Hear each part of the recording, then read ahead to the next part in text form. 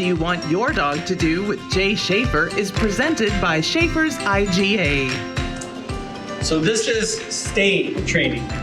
One of the best ways to train a dog to stay is to have a tool or a prop like a dog bed and teach them to climb or place on it because it gives them a mental boundary situation.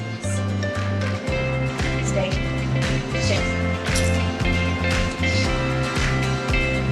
The biggest mistake people make with stay training is they call their dog to them. They make it stay, they back up, and then they call the dog. Don't do that. The dog is breaking its stay and it doesn't know when to break the stay. Always go back to your dog. And just slowly build up time and then start doing different things like turning around or walking around the dog. Stay.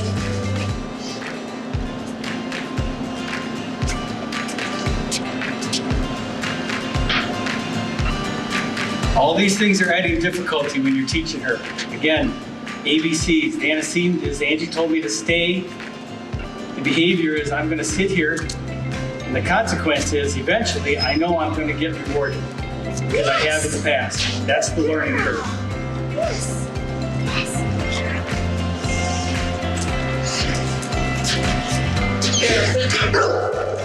Stay.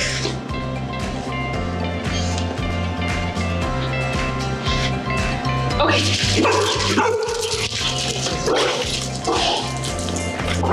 Stay.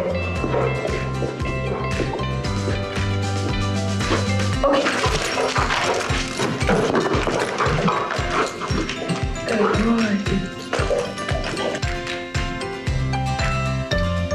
Sammy, sit. Perfect. Stay. Stay. Break. Good. I use yes as my positive reward marker. Yes, you're doing good. Yes, you're a good boy. It's kind of like clicker training.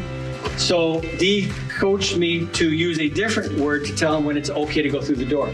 So now break is a command word, not a positive reward marker word. And when he hears break, that means I can go. So we're teaching him English. Sit. And there's hand language going with it. So that would be a no reward marker, my voice doing that. Hey, sit. Watch me. Yes. Stay. Stay. Yeah, I'm gonna go through the door. Stay. Stay. Break. Good.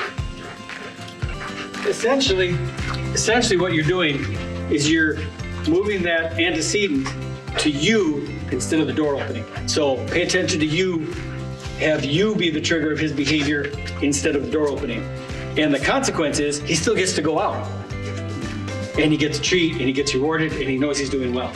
Sit. Down. Stay. Here you go, guys.